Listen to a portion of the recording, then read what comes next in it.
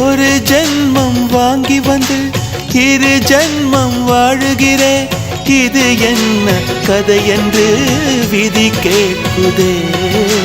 மாயமா என் கண்ணீர் மாறுமா? எங்கேயோ தொலைந்த விதை இங்கே வந்து பூத்ததென முல்லைப்பூ என்றிருந்தேன்.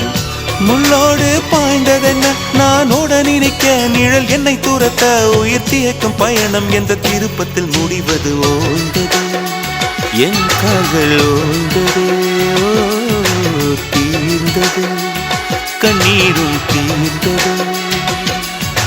பூசும் மஞ்சள் பூசும் மஞ்சள் பூசிய பூன்று பூமியோடு போன பின்னும் பூத்தது ஏனென்று என் கண்கள் போய் சொல்லுமா?